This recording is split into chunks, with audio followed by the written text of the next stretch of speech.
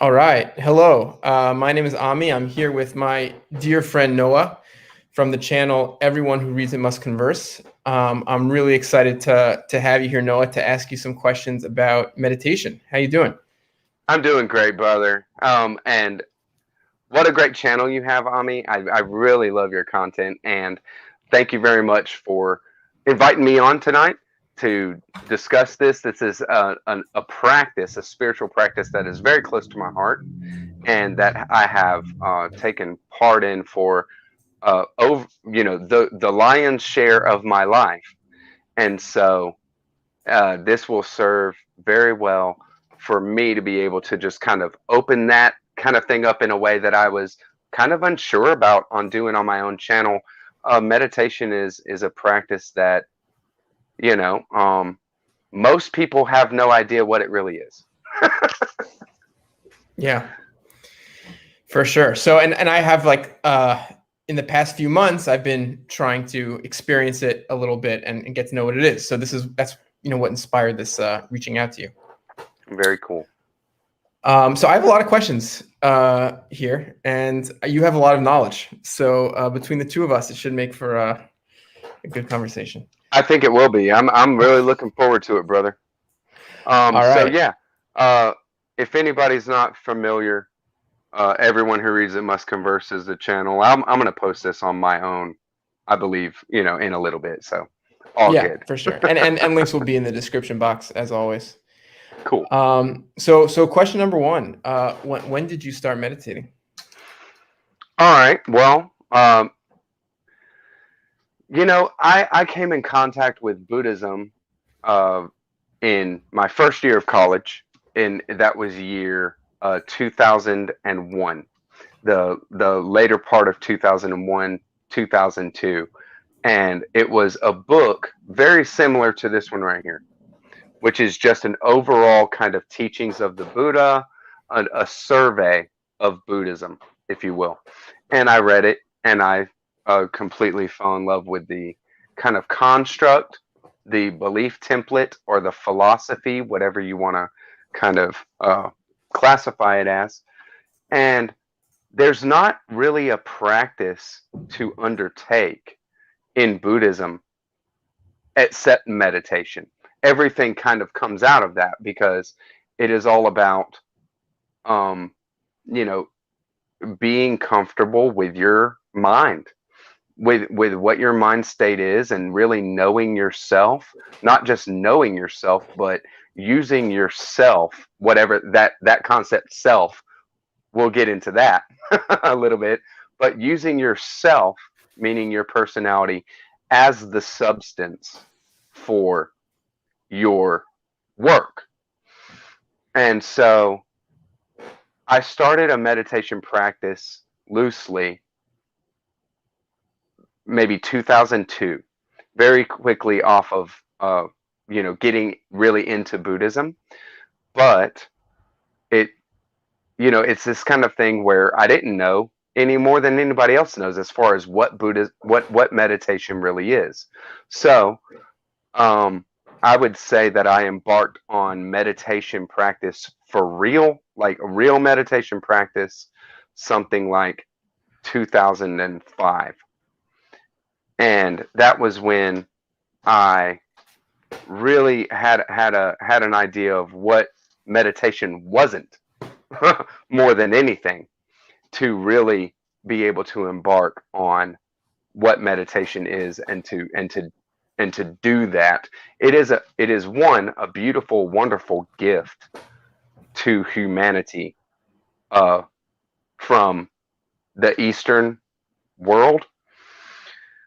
There are analogs in the Western world for meditation. It's not an exclusive property at all, but meditation, as far as worldwide, what is known, is more of an Eastern tradition. So I don't have any problem with kind of talking about it that way, because the Western styles of meditation are more esoteric, less put out there for everybody kind of thing. And I'm reminded just right off the bat of Pascal, his quote that all of humanity's ills stem from a man not being able to sit quietly with himself Mm, in a room. So that's nice. Yeah. Also, I was reading in a book recently some Henry David Thoreau quotes because he nice. would, go into the woods and just as like by himself, and he would write about how if my mind is not in the woods, then I'm not really in the woods. And so it's like an analog to mindfulness, to being Right. present in your environment in the present moment and not having your Exactly right. mind elsewhere. Yeah. Exactly right. Thoreau was definitely, and this, I love Thoreau. I love Thoreau. And that kind of sentiment is directly related to what we kind of want to go for with meditation. And when it comes down to it, there is this kind of idea of, you said it, mindfulness, that and that is the perfect term, and exactly what we're trying to get at with meditation is mindfulness. And what that really means is full attention, full attention, either in a laser like uh, way or in a broad way.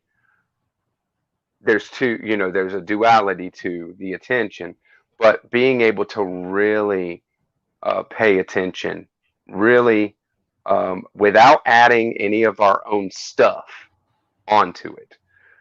That's what mindfulness. It's akin to understanding. So how did you learn? How did you develop your practice? How did you learn the techniques and the philosophy necessary to sort of grow in your practice? Well, a lot of it came from reading Buddhist sutras, for sure. There's a lot of sutras that talk about how to meditate, things like that.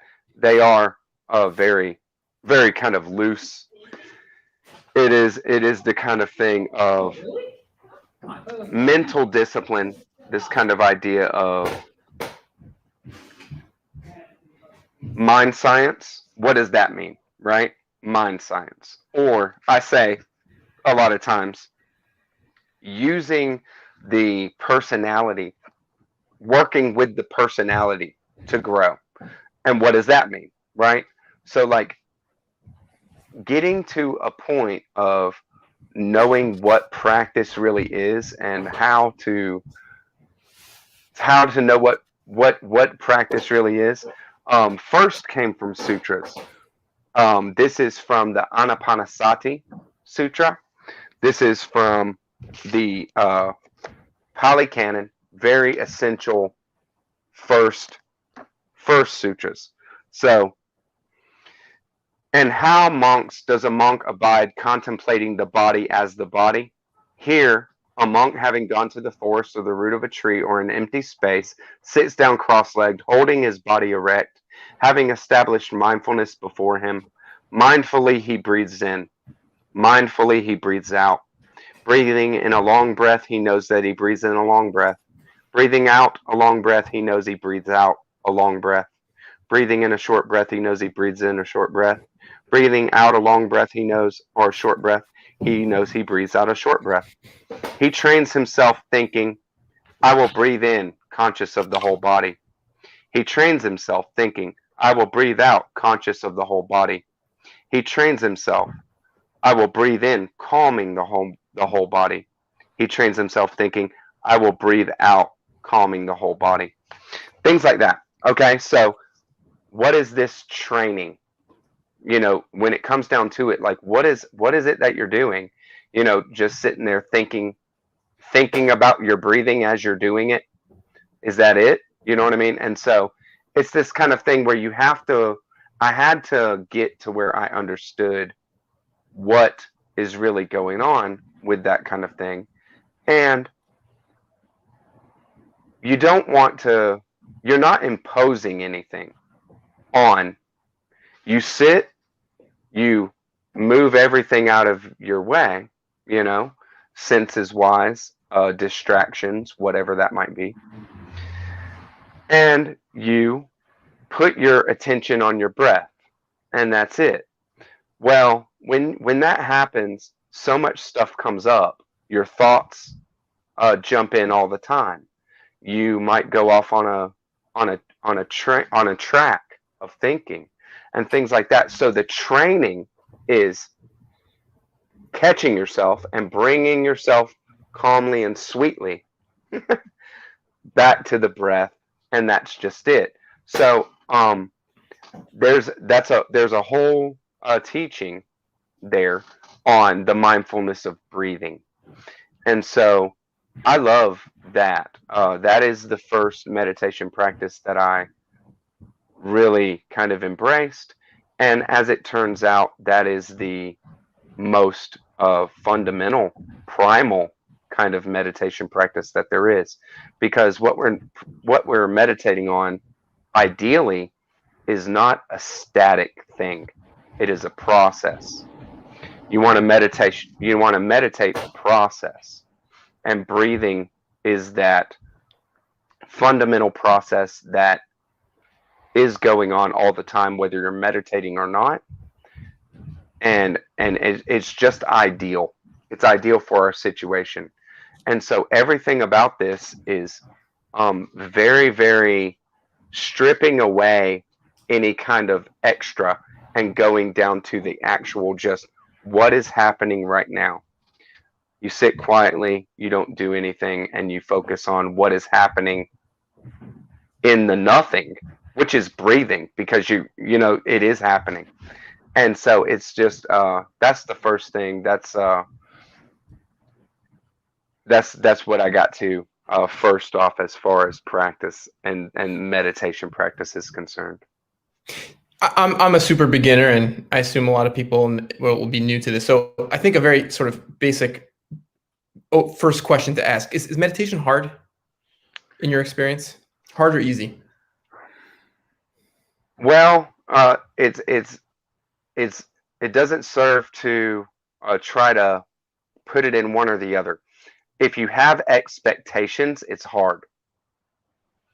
If you are a friend with your inner being, then it's easy, because what it is that no matter what you want to do, whatever that idea is in your head of what you want to do, you're not going to be able to do it, and you're not. It's not going to be something that you can just make a choice to do, and then your mind is going to go, oh, okay, you've chosen that this is what you want to do, so yes, sir, I'll do that for you, because you really learn within your own self who's in charge, right? And who's in charge at first, for sure, is not your rational thinking mind that just is making choices. You can't make your mind stop thinking. You can't make your mind do what you want it to do. So being comfortable with that, and knowing that that is where we start, like where you're at is where you start, that makes it a joy the whole time, because it's only you, and from the start you're learning what you are, Mm-hmm. if that makes sense. Yeah. From my own experience, coming to meditation recently, it does make sense. And I think I understand what you're saying. I think it makes sense to me because I sort of have that experience of a few months under my belt. I'll say from my own experience, I could not do 2 minutes in the beginning. Right. And 2 minutes was like torture, which is like wild. Yeah. Now I can do also just 20 minutes. Like 20 minutes feels hard, but doable.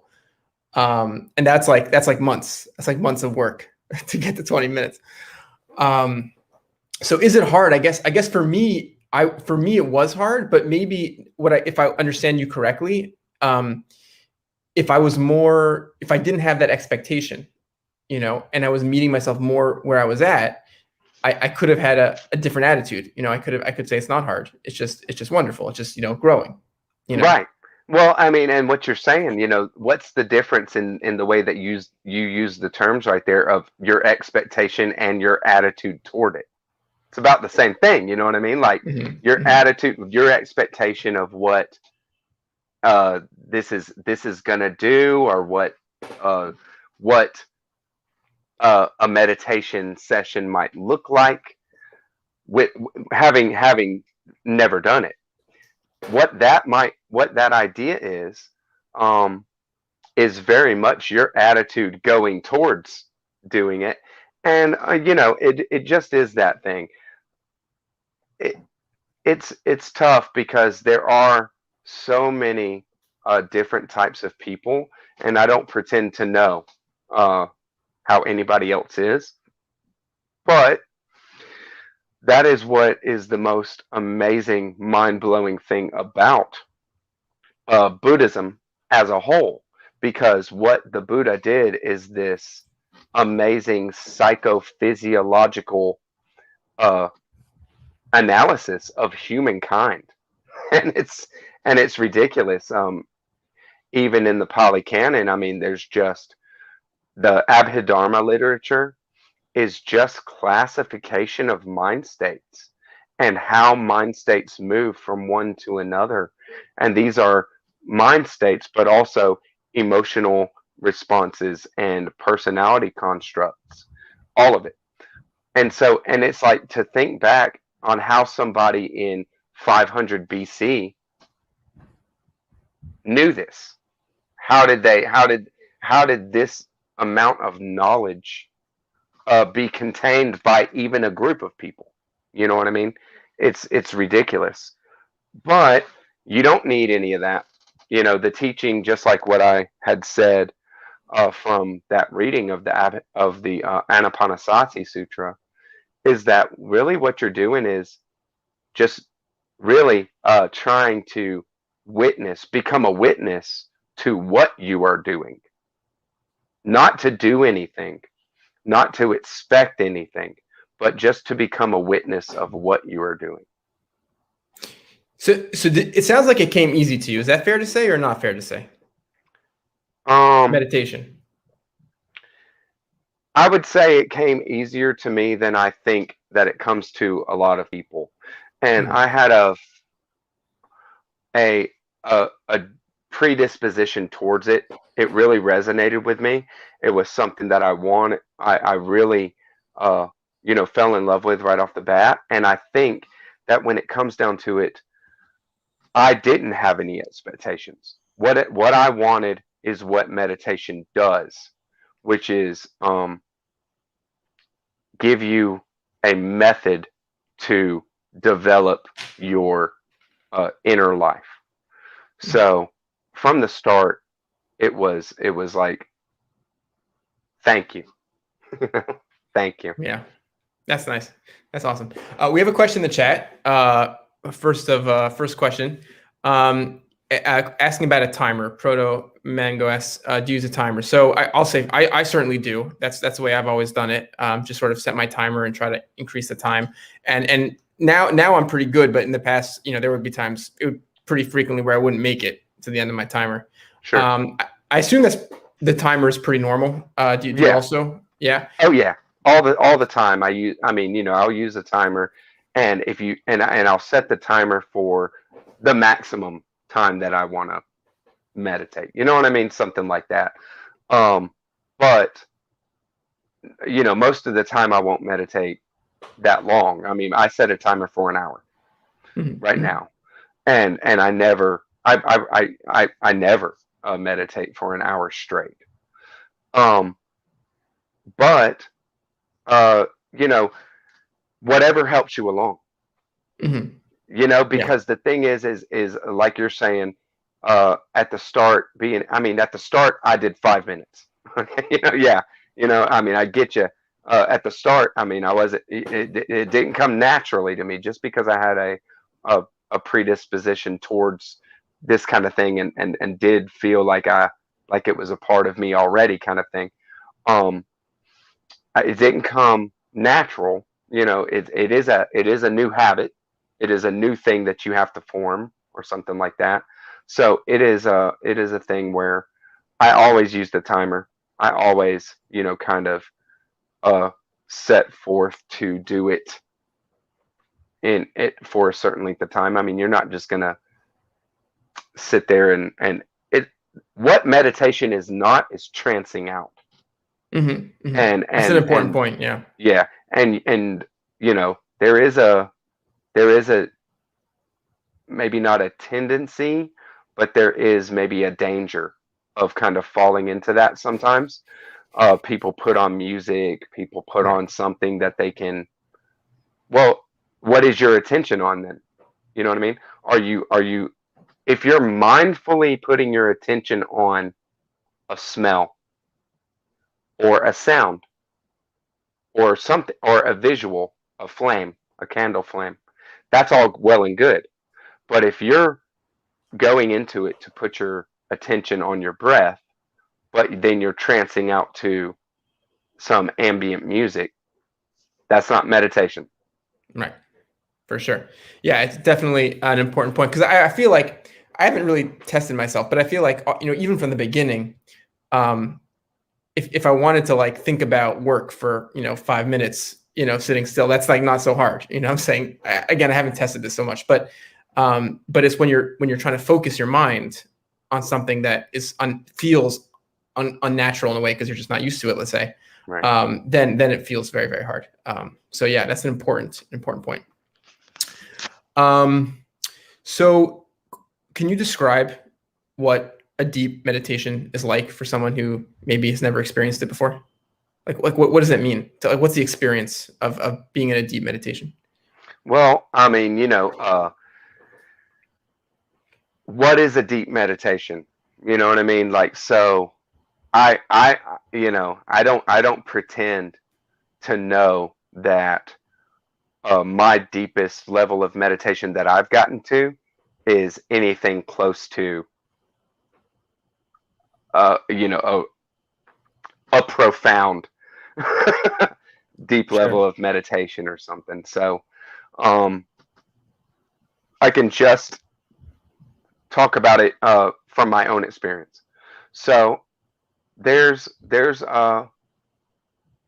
a time period where meditation, um, I mean, and there's a lot of different meditation practices that I've tried and that I've gone at and things like that. And I think that might be fruitful to talk about because different meditation practices bring on different experiences. That's what it's about. My favorite is breath meditation, but I will say that the kind of deepest feeling of breath meditation that I've ever felt, and I love it. I mean, this was it brought on pure bliss is what the feeling was. That in meditation, um, I still was mindful of my body, mindful of everything that is going on, very relaxed, and this was maybe 30 minutes into meditation where I really was able to. I had probably brought my mind back to the breath once in that 30 minutes. So it was and I was just riding the breath, baby, just riding Mhm. that thing. And I felt the barrier right here because your mouth is closed, you just breathe through your nose only. And I felt the barrier right on my nostrils, and I felt the breath um, becoming, being part of the environment, and the breath being part of my uh, my body, my inner workings, and that barrier um, was fuzzy. That barrier was something that was there. There's something there, but that barrier was not a hard line, and and I was able to feel, and I felt that, and when I felt that, it was a very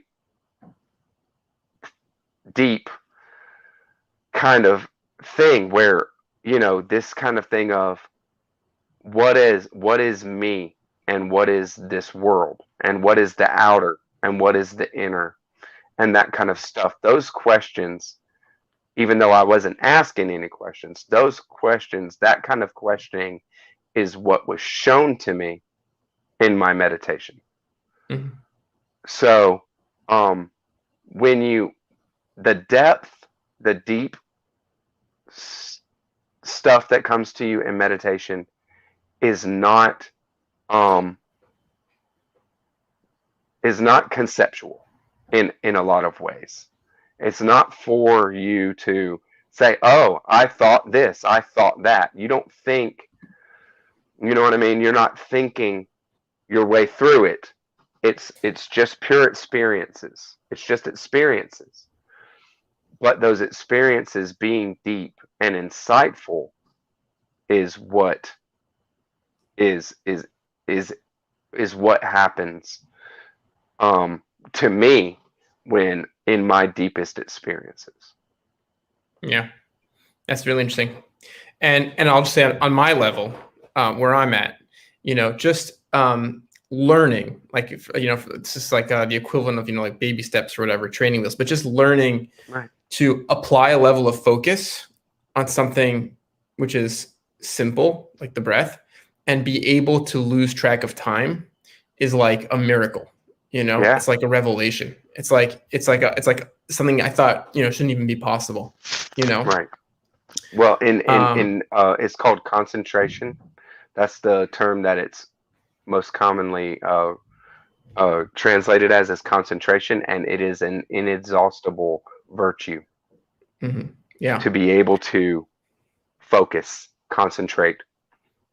and it's infinitely practical in the modern world. Right. Insofar as you can apply it Right. to the modern world, which sort of leads me into the next question, which is how has meditation affected your life, and how do you think in general, can meditation affect a person's life?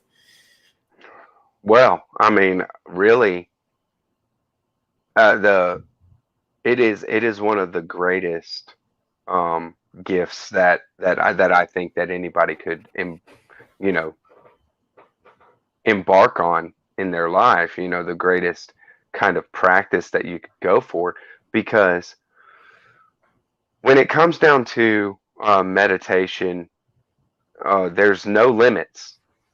You see, you see the depth of yourself, and you kind of, there's an acceptance. You know what I mean? You kind of accepting yourself, you accept everybody else. I mean, even if people don't know, they are what I am.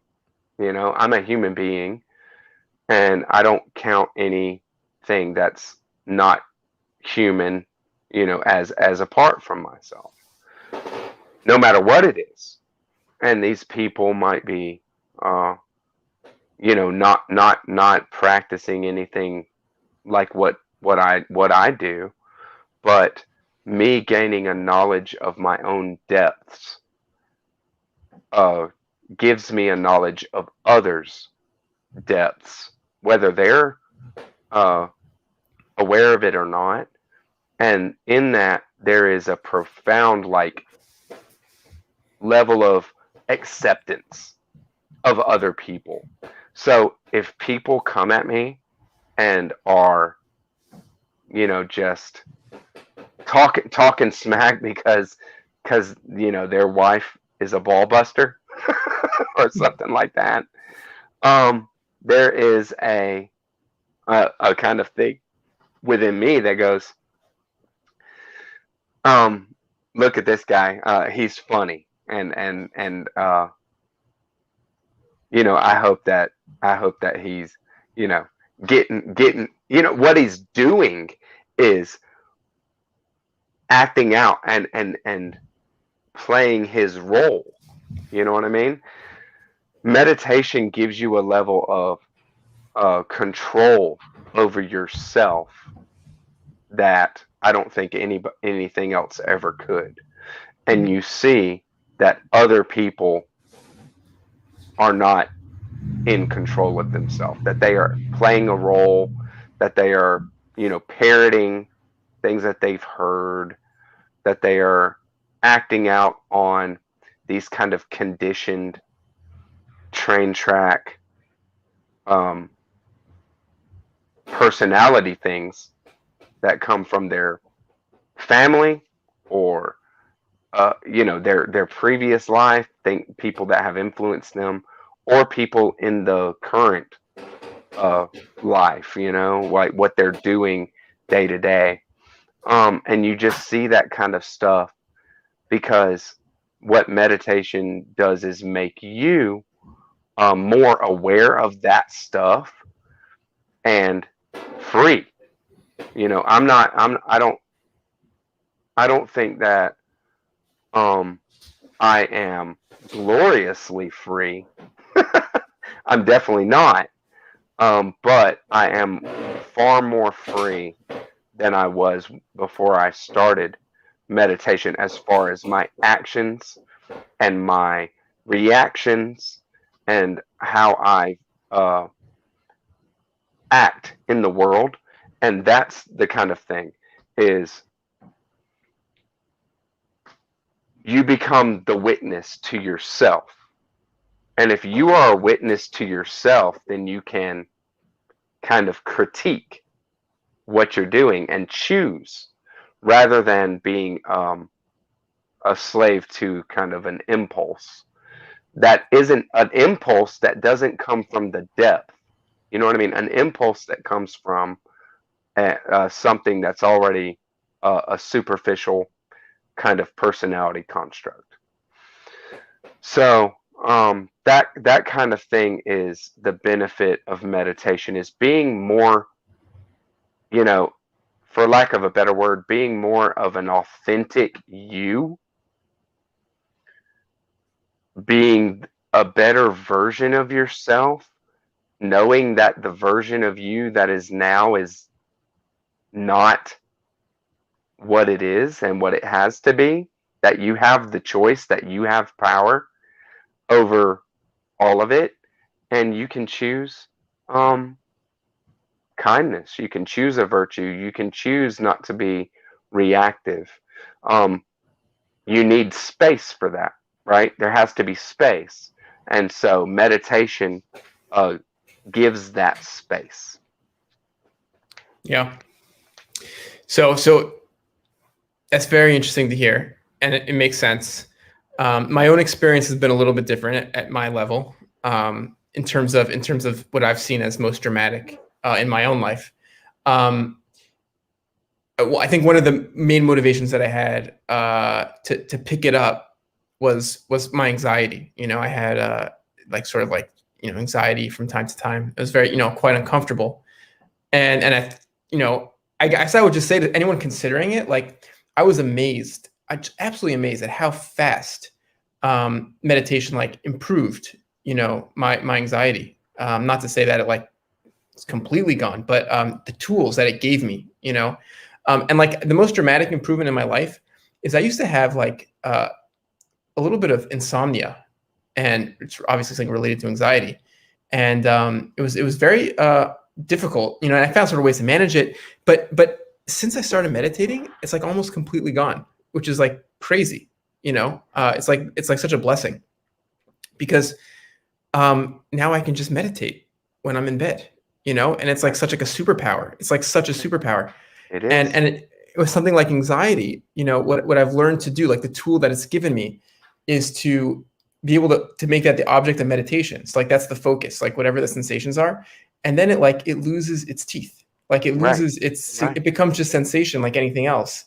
And it has no, there's nothing to do about it. It doesn't cause suffering anymore, to the large extent. It doesn't require doesn't need to be fixed necessarily, because it just feels like sensation like anything else. So that I just feels miraculous, and so the effect was so fast. It was shocking.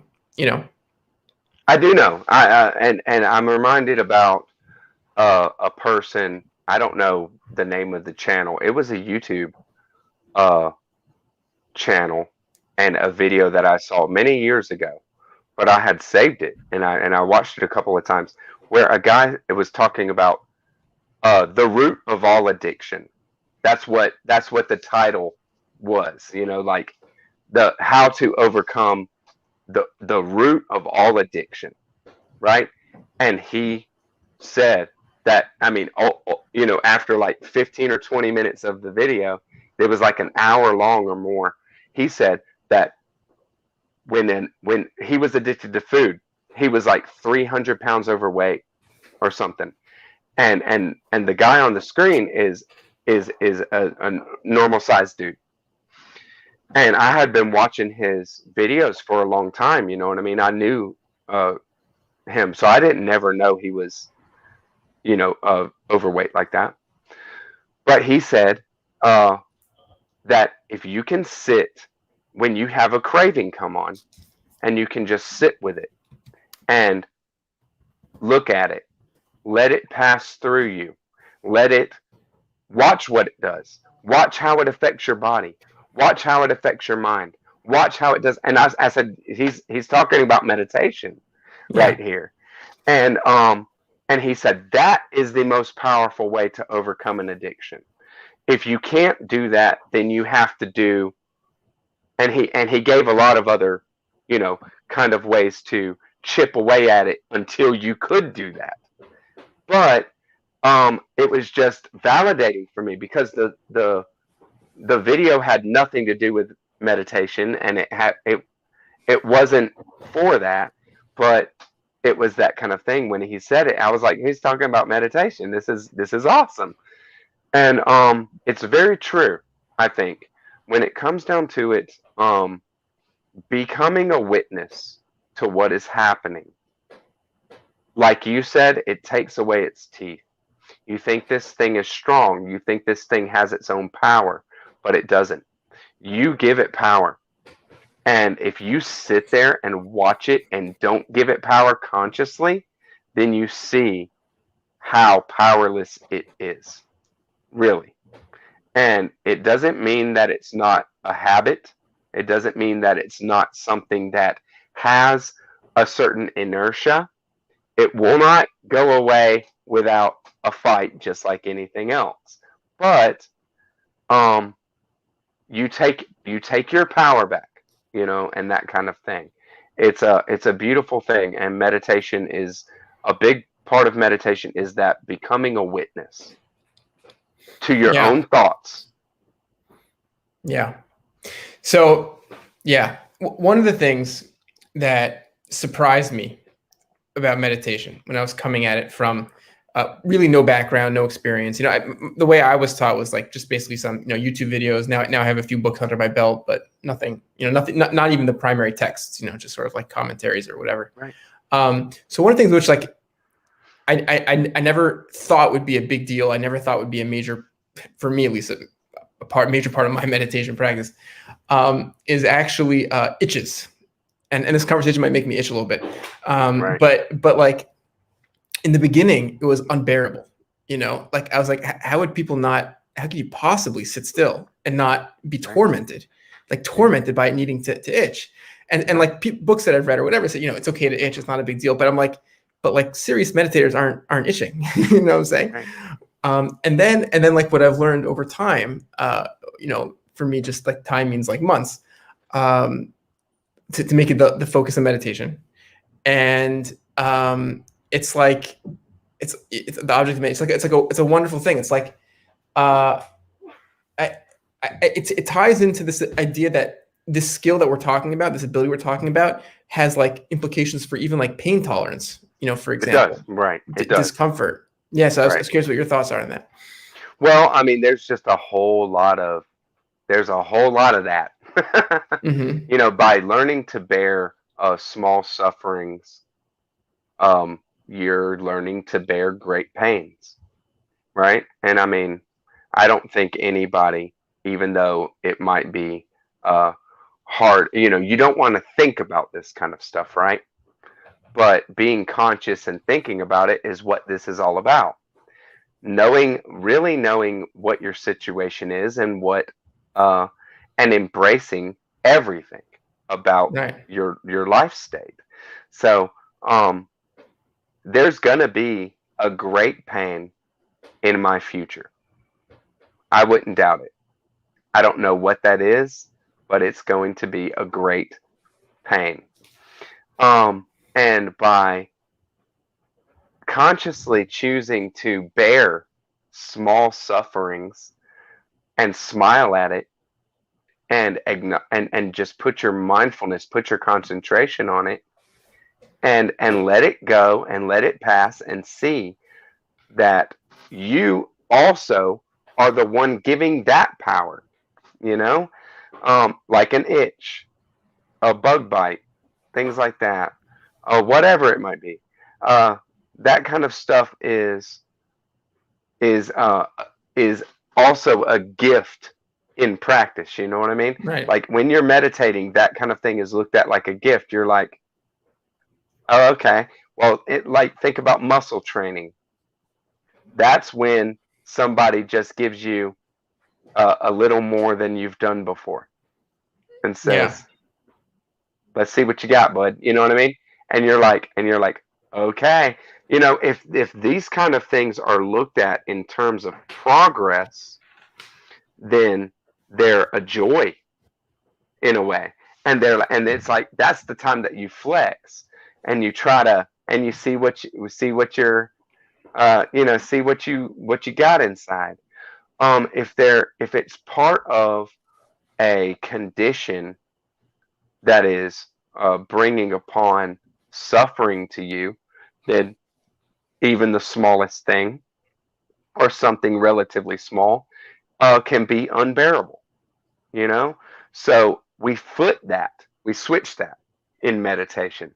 You take the small sufferings, the small uncomfortable times, and you say, okay, let's see what my body does with this and my mind does with this if I keep my attention on it and acknowledge it, but don't satisfy scratching it or Yeah. whatever it is, right?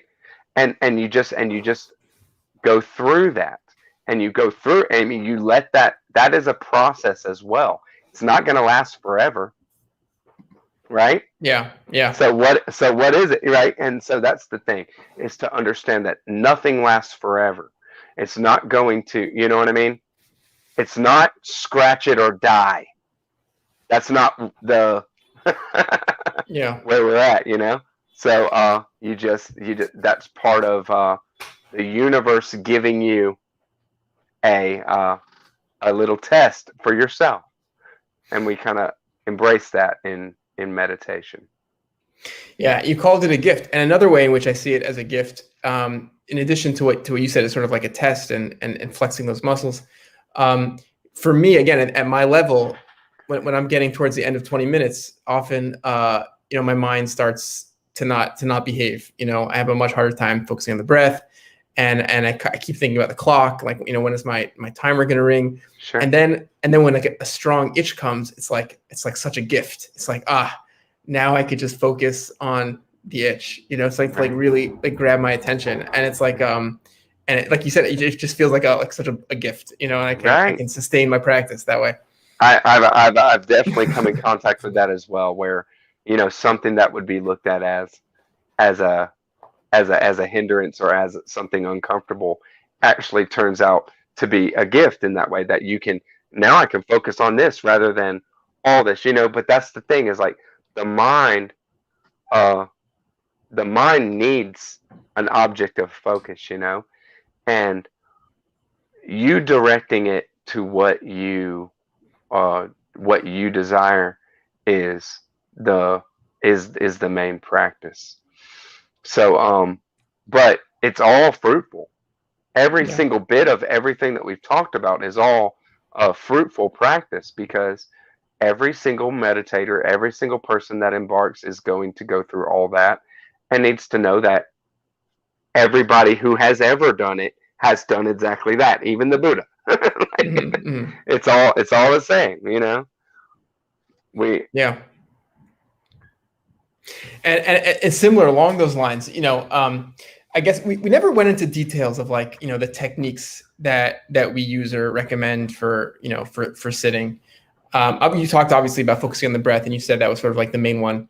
that you sort of use. But I'll just say, like for example, for myself, one of the techniques that I've tried to adopt, which has helped me. I mean, it's only helped me so much, right? I'm not so proficient at this, but insofar as I can do anything, it's been helpful.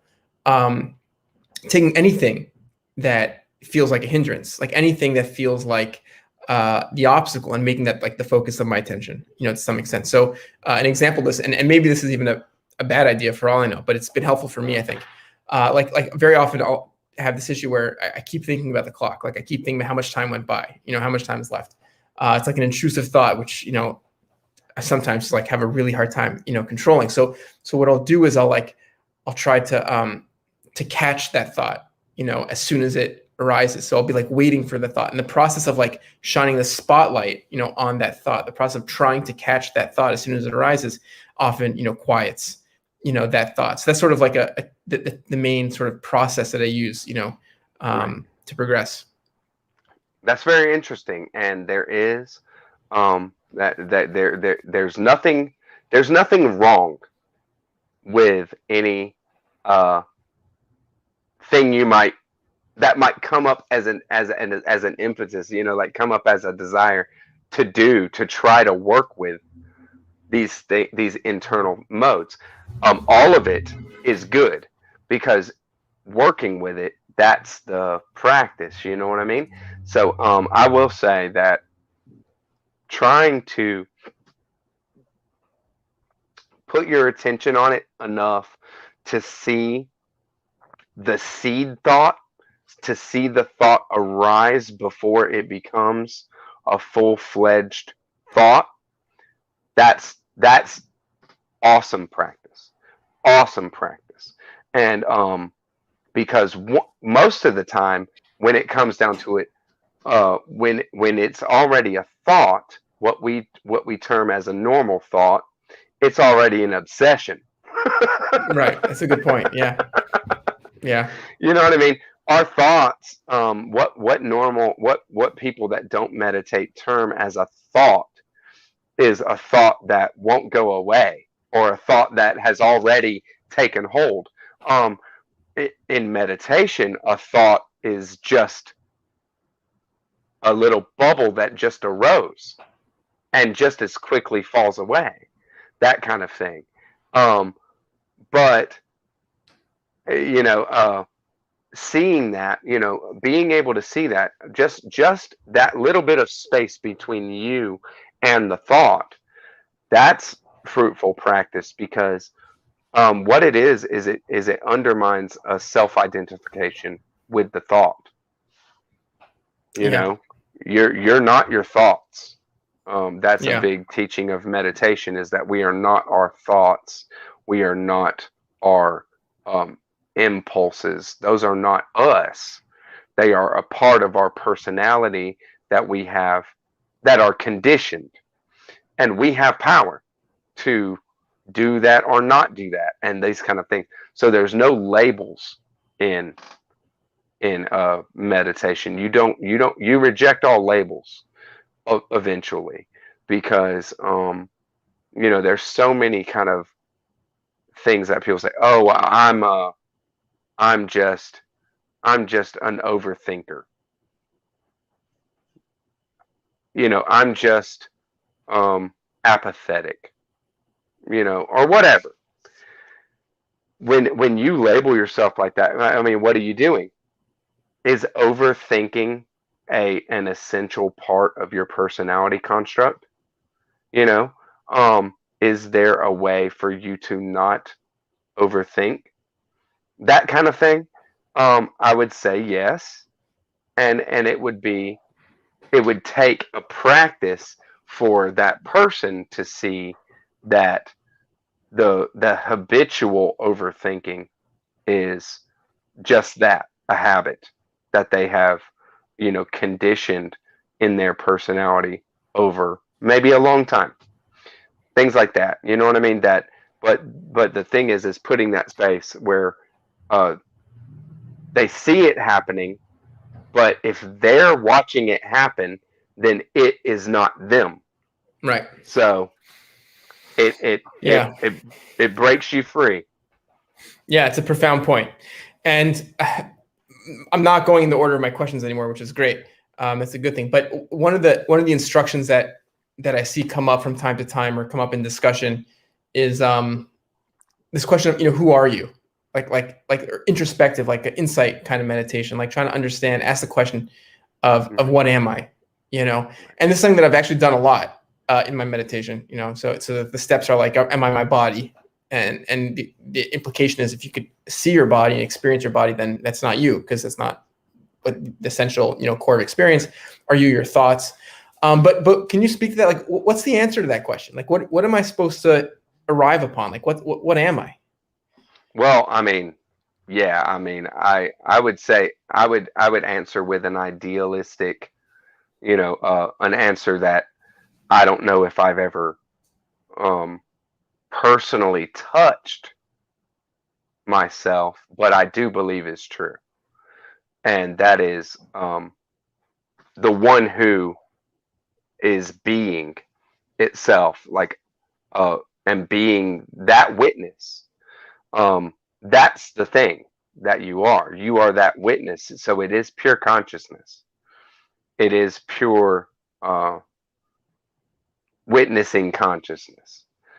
And that is present right now, taking in all this stimulus. I see you, I hear you, we're interacting and all this kind of thing. That consciousness is happening right now. But in meditation, all the kind of stimulus is stripped away, and eventually a lot of, if not all, of the distractions, even internal, are quieted or stripped away. And then what do you have? You know, you just are. That life, it's life, and it is consciousness. And the breath is always, always there. So I always advocate for breath meditation, beginners, intermediates, um, uh, prolific practitioners, all, to just breath meditation is where it's at, because this is the process that is always ongoing. And what are you? Well, you are that. You are what you are, being in this way of, that you are not your body, sure, but you are not your personality as well. Well, what is it? Just this very it's amazing. It's amazing to, it sounds reductive, but it's not, because what is happening in the very depths of consciousness itself is everything that is happening. It's like this light. That's the only place that you are. You know what I mean? I would say. So it's just you get into paradox with trying to talk about this kind of thing, and feelings about it. And Yeah. I was going to say, it feels like we're sort of running up against the limitations of language at a certain point, sure. which is what makes it interesting, and also interesting. Right, and nothing to it but to do it. I mean, what we're talking Right. about is practical practice. I'm not Right. sitting here trying to expound a philosophy of life to Right. people like that. You know what I mean? This is it. If you Right. like You either, wood, yeah. either you do it or you don't. I mean, I Right. don't. Right. 100%. 100%. One of the things that I often hear when I read mostly like these secondary, like commentary kind of type texts, or like layman's text, basically is what I mean. This idea of like finding emptiness, or becoming familiar with emptiness, or embracing emptiness, or something like that. Does that resonate with you? Is that a sort of essential? Is that something that Yeah, I comes out mean, of the practice? definitely. And I mean, the term emptiness is a very loaded term as far as Buddhist thought is concerned, and emptiness is not empty at all. you know, emptiness is what we would term maybe in a Western uh, frame of mind as a field of potential. Maybe emptiness would be the most fundamental field where everything, even like the most fundamental particles and energy signatures of our reality construct, where they come out of. And so emptiness, on a day-to-day level and on a meditation level, what we're looking at is that things are not just what they are in and of themselves. They are dependent on everything else for their being. Say, uh, a tree. A tree is the sun, is the earth, is the rain, is uh, you know the wind, the air that's in the atmosphere. All that.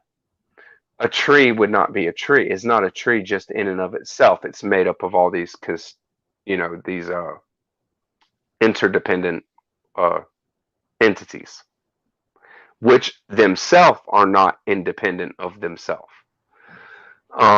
Even things as big as the earth itself, is made of the stuff, the elements and things that are forged in stars through evolution and things like that. The sun itself would not be what it is and have its own properties if not for the galaxy and the universe itself. These kind of things, that nothing is independent. So that's emptiness. That that something does not have any inherent selfhood that is independent of everything else. And we could say the same thing about ourselves. Very easy, right? Because I couldn't be me without the ancestry of human beings. Period. I couldn't be me without all the stuff that I just named, the star stuff, the all the different elements of our universe. And there's so many causes and conditions that have been brought together to make things what they are. And it's not just a question of origin. That's not what emptiness is getting at. What it's getting at is that there's nothing that is in and of itself that is inherently it, you know, you or anything else. And I think that comes up against some kind of ideas of the soul in Western ideas, because in Buddhism, I mean, it says plainly that there is no thing to you that is not changeable, so that there is no unchangeable thing. And I just look at it like in terms of energy rather than matter stuff. You know what I mean? That the energy, what is the energy coming from, is from uh our consciousness. That's what does it. You know what I mean? This is where the energy is in our being itself. So that energy um is what is amassing all this, all what we are, you know what I mean, kind of thing. And everything else too, you know. It's hard to explain this stuff, hard to Yeah, I was gonna say this is where you sort of start to lose me. But what I would say though is it's like you were saying earlier, it's the kind of thing where I think ultimately we're trying to put words to experiences, right? Right. You know. Well, I mean, something like the Heart Sutra. Read it. Mhm. Anybody Mhm. that's watching, or anybody, the Heart Sutra is very, very short. One of the shortest of all Buddhist sutras. It's maybe a page, 2 pages, and it is the form is emptiness, and the emptiness is form. And it's paradox. It's this kind of Mhm. thing. There is no use in trying to rationally uh, convey this kind of idea. It's Yeah. not going to happen. Right. But So it again, is it's what we are. I mean, but it right. is. Yeah. Right. Right. And so again, like again, it's not something that resonates with me yet. Maybe it will, maybe it won't. Who knows? But I guess when I read other people, who are much further along this path than me, these what you're describing, what you're saying are sort of ideas that sort of come out. And also there's like this maybe a concept which I don't understand. Maybe you can help me understand it. That comes up which is like non-duality, which or basically, or sort of the loss of ego, for example, which may be Sure. slightly different kind Sure. of thing. But the sense that there's no self in the world, but rather what you are is your experience, that kind of a thing. Right. Yeah, so I guess all these things that sort of might arise, like, don't resonate with me, but are sort of part of like the journey of going deeper and deeper into understanding of awareness and Right. consciousness. Well, I mean, there's a lot of ways to approach self or duality. I mean, we live in a dualistic framework. Our minds are inherently uh, de- predisposed to this So what's the by duality? self and other. Right, exactly. So to make sure Right. to define it, yeah. That's Mhm. the fundamental duality is self Right. and other. But um, there is no self without other, and there is no Mhm. other without self. So when it comes down to it, they are both part of a spectrum of experience. The thing is the experience of a given moment, right? There is the self, the internal side, the extreme internal self experience side of the experience, and then there's the other, the extreme outward um, part of the experience. Those are two sides of the same coin. Mhm. Those are two uh, extremes on the same spectrum. So seeing that is exactly um, an amazing practice, and I would point you to a school of Buddhist thought called Yogacara. It is the mind only or experience only. That's what Yogacara means. Mind only. So all there is the mind, and it is a consciousness only uh, philosophy Mhm. at the basis. But if you look at things like that there is only the mind experiencing what is going on. Well, then there's those two sides of the coin, and you can talk and you can work into even rationally a lot into that kind of thing, and have uh, a lot of fruit from that kind of exploration. The only way you can really experience it as one is in meditation, and and not a meditation where meditation proper like we have talked about right here, but a systematized meditation of a certain experience. So there's a lot of that kind of thing. I mean, there's a lot of different meditation practices, and you know you alone on a meditation practice, breath meditation is a great place to start, and probably great for the whole thing.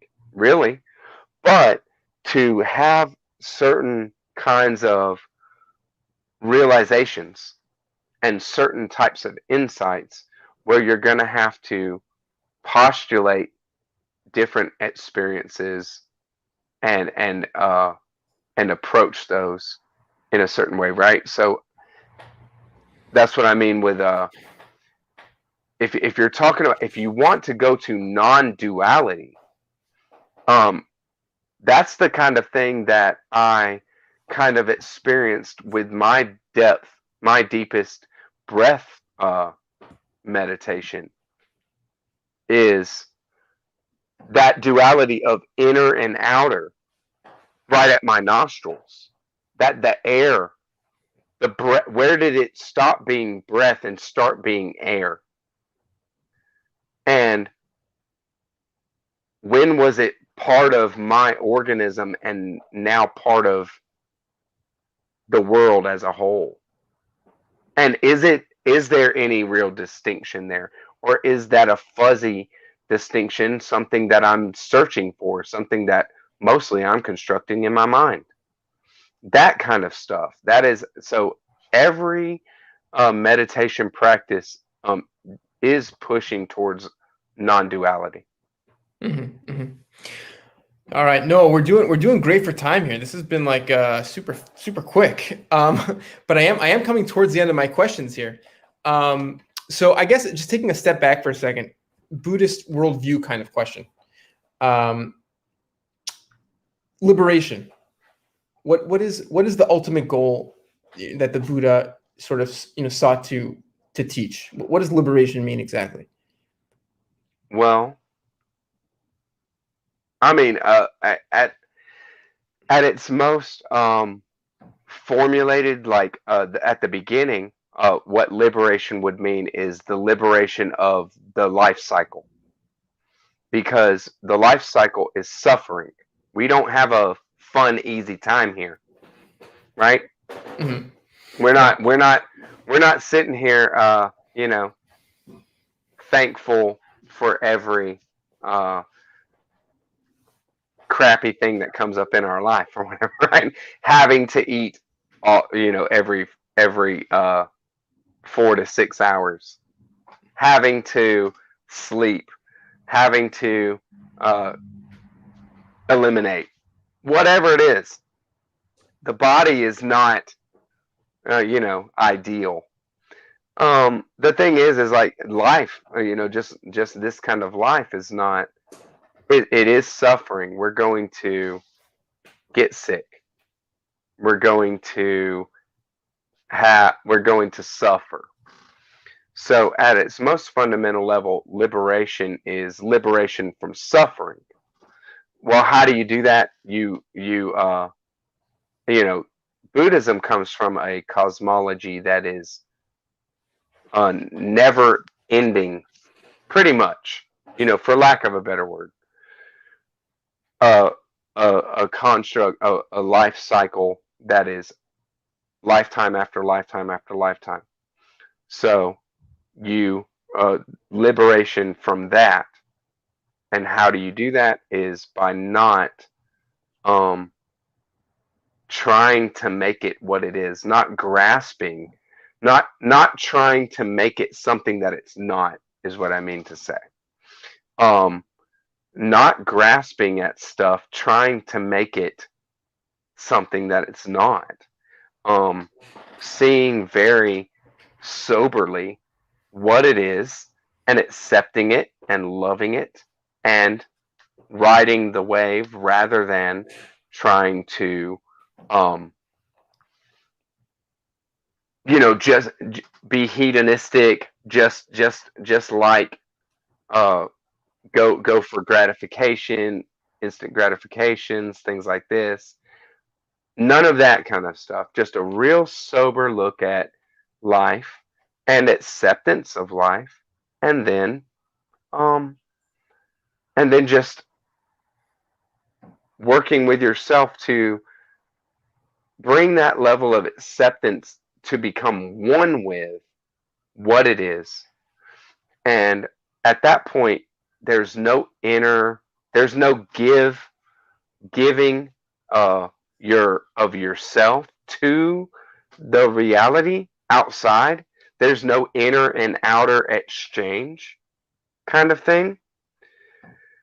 At that point, the practitioner would become what is called in the Pali Canon, the very first formulations literature, an arhat, somebody who has broken free of the construct of rebirth and that kind of thing over and over. Because what keeps us here is an affinity, a grasping for something that we like, and fighting against things that we don't like. And this constant exchange of energy, that's what keeps it going. So liberation is that kind of thing.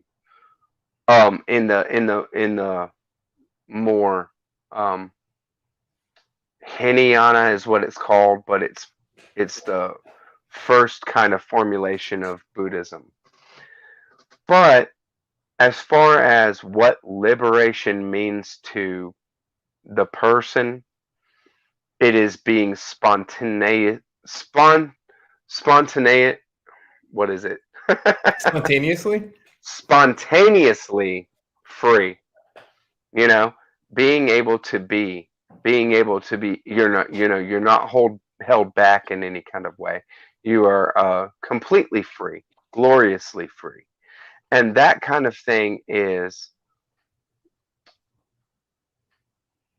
what the kind of being that is the aspiration of all practice, and that is to be a bodhisattva in Buddhism. And a bodhisattva is this kind of being that sees the whole thing, chooses to take part in it because of the love of other beings and for other beings like themselves, and choosing to be part of it as long as it takes to free everybody. And just that kind of, and we're still in the cosmology of millions and millions of lifetimes, beginningless time. You know what I mean? And this kind of thing. So there is a big difference in what we're looking at as far as, why and what is the goal. So I'd love to go into that a little bit, because I don't, to me, I mean, I was raised non-denominational, very loose kind of Christian household. But this kind of thing of there's no one and done lifetime, and that what if I'm gonna die, right? And then wherever my mind state and my personality and things are at that point, how am I going to be fit at that point for a heaven? How would I ever be fit at that point for a heaven? It doesn't seem possible, personally. You know what I mean? Myself. So I would not be fit for a heaven because there's too much selfishness. There's too much, uh, of negative mind states. There's not enough virtue for a heaven. So what would happen between then and getting higher on my path? Well, a rebirth kind of cyclic existence always made sense to me for that. How I feel inside, it always made sense to me when I came in contact with it, even though it has nothing to do with my cultural background. And I think that when it comes down to it, there is something to be said about the Buddhist idea of the kind of stream of thought that we are in. We are shaped by all these previous lifetimes. You know what I mean? And I might be a kind of being that was shaped by many lifetimes of meditation, whether that be Western or Eastern, whether I had been a monk, a Western monk before in some kind of lifetime, or be an Eastern practitioner in some kind of lifetime, or both. Who knows? But maybe being predisposed to that kind of activity, and this is how this is manifesting in this lifetime. Mm-hmm. That, we can never know. We can't remember. So what it comes down to is that in this lifetime, this is how it manifests, and embracing that, just embracing where you're at, that kind of thing. Mm-hmm. That's the whole point. Yeah, that's interesting. And on this topic of liberation, what was that? Yeah, mind blow.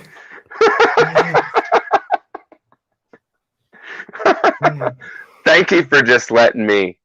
Yeah. No, that's why we're here. That's why we're here.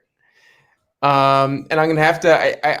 I enjoyed it, and I'm also gonna. This is a video to rewatch, because I know I'm gonna rewatch here. it and be like, man, what am I?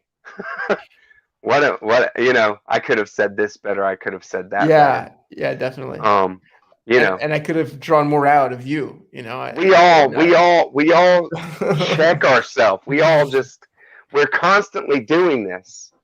Yeah. We're constantly second guessing ourselves, and I just want to say to people that, like, look, it's okay. Mm-hmm. We all do this. We all are the same. We all, it's wild. Yeah. Being a human being. One of the things that has really stuck with me, in one of the, again, layman books that I read, it's talking about sort of like the levels of meditation and how people progress. And, they go through like the early stages, where it's very hard, or you get better or whatever. And then you get more advanced. And maybe after years of practice, they talk about how you might have very positive experiences, with meditation. You might feel blissful. You might feel, lose your sense of self. And they talk about, in this particular book that I read, the author described how there's a real trap at this stage, because you could become deeply attached to your meditation practice as like a source of bliss, as like a source of pleasure. And I'm sure. He described, this particular author, that like this is like a very, like, again, very dangerous, because you can use meditation as like a refuge, from like difficulties of life. Where apparently, the goal is, and so to me, like, that sounds amazing, right? Like, to get to that stage where it's like so great, like, what could be better? But his point is that the goal is to move to a space that's beyond pleasure or displeasure, to move beyond attachment. And I find that fascinating and very paradoxical, as so much of this conversation has been paradoxical. But this idea of, I said it already, but like spaces where pleasure, where you're not even seeking out pleasure, because pleasure is not the goal, Right. Well, I mean, it's this kind of thing where, what do people want from meditation? First, what they want is peace of mind, right? Mm-hmm. Mm-hmm. I mean, nobody's going to meditation and starting a meditation practice being like, yeah, I want to be an omniscient Buddha. Mm-hmm. You don't even know what that means. What they want is a level of self-mastery, or just peace of mind, right? But the the analogy is that one shore is the place where we're at right now, the conditioned mind, the kind of regular day-to-day ordinary mind states. And then there's a river, and there's this kind of uh, a thing to be crossed, and there's a raft to cross it, and the other side of the shore is enlightenment, the unconditioned, something that is completely different, right? And how do you get there? So the raft itself is meditation. Well, if you use the raft and cross the river and get to the other side, are you then gonna carry the raft around on your back? No, you cast it off. The meditation is a tool. That's what it is. Meditation is not the end. It is a means to the end. So that meditation itself is a tool that should be held in mind. And there's something to be said about meditation itself because it's going to always change. There's systems where, okay, like at first you will, like, what if you meditate and for 10 or 20 minutes you focus on a candle flame, okay, and you do that for as long as it takes. As long as it takes to what? As long as it takes for you to visualize that in your head without the candle flame, with your eyes closed. What if then, after however long, then you can meditate with your eyes closed and clearly see that flame yourself in your head with your eyes closed? Then another level of that would be being able to turn that flame around and to see it from different angles, maybe to enter into it as well as see it from an outside, right? So these kind of things, though, that is levels of being able to meditate. So first is developing just pure concentration. Second is developing visualization, inner visualization. And third is being able to enter into a thing, whether it be something, whether it be an idea or whatever. You can use anything as the object of this meditation, but that is called insight meditation. And that is a style of meditation that is different than the breath meditation because you're not meditating on a process. What you're meditating is on a thing, even if that's an idea. But first off, in that kind of meditation, you start off on a thing, an actual object or a flame or something like that. And you focus on it. You focus on it until you can visualize it yourself with your eyes closed. And then once you can turn that thing around and really manipulate it within your own inner being, then you enter into it. You dig in, and the mind becomes that. You become what you behold. You know what I mean? And so if it's ideas and concepts, that's what that is used for, to really enter into stuff and penetrate it very deeply. So just another style of meditation. Vipassana is what that's called. Interesting. Wow. I never encountered that before. I'm down here to my last two questions. So if there's someone watching this who's considering to start meditation, is on the fence about it, what advice would you have for that person? Why do you think they should do it, or how should they do it? What's a good way, like for a beginner, like I was, a few months ago? How would you encourage someone, tell them to start off? Well, I would say there's nothing. One, there's nothing stopping you, and two, there's nothing that um, there's no right or wrong way to do it. Just if it resonates with you and you have a desire to do it, do it.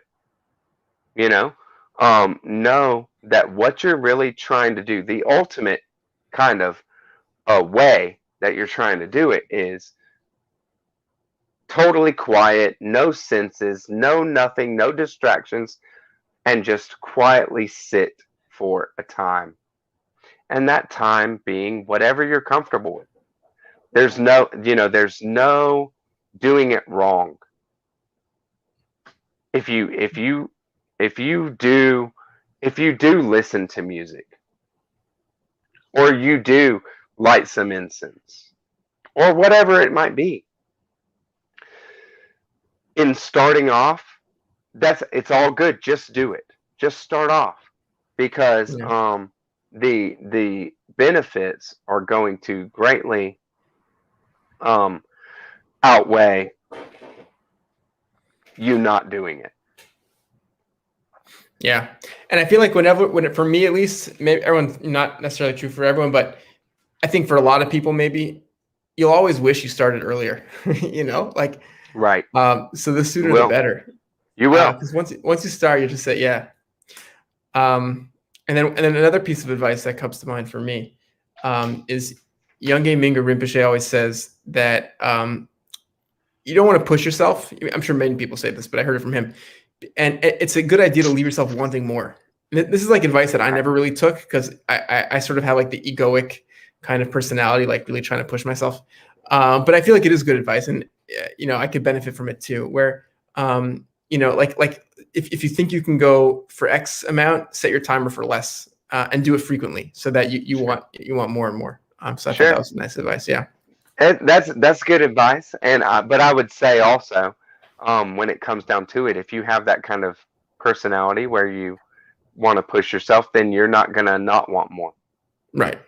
You Right. can't That's true push too. yourself. You can't push yourself too hard, Right. because you're gonna. You know what I mean? You want it, and Yeah. so, um, but the main thing with driving yourself like that, I would say, is um, just know that your expectations are not what you're really looking for.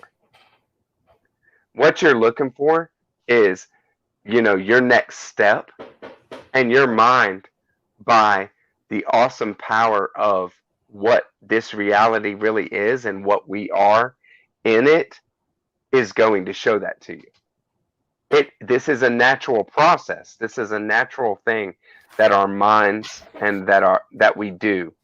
So meditation is really just stripping down all the extra stuff, and what we get to in it is perfect for you as an individual. Yeah. Lastly, I mean, this is BookTube, right? So book recommendations. What can you give Right. us? Well, I can say, as far as beautiful stuff, what I read from earlier is called Radiant Mind: Essential Buddhist Teachings and Texts. This is actually um, excerpts from sutras, so it is the actual translations, but edited by John Smith. And this has been a constant companion. I have bought this over and over. This has been a constant companion for me on my journey from the start. It's beautiful. It's There's a lot of poetic stuff. Um, the Pali Canon has a tendency to be poetic because there's a lot of repetition, things like that in it. So I highly recommend it. And then anything that is by edited and introduced by Bhikkhu Bodhi, these fundamental teachings of the Pali Canon, that is just where you want to be, where to start. As far as what it's trying to get at, what did the Buddha say? And the number one text from the Pali Canon is called the Dhammapada. That is the most accessible and endlessly enjoyed and worked into. The Dhammapada. It's beautiful. After that, a little bit, this will show you what a spiritual baby you really are. The Diamond That Cuts Through Illusion by Thich Nhat Hanh. This is the Diamond Sutra, and Thich Nhat Hanh does the commentary on it. It is essential. The commentary is essential. This thing will blow your mind. You see how short it is? You ain't ready. It's an amazing text. And then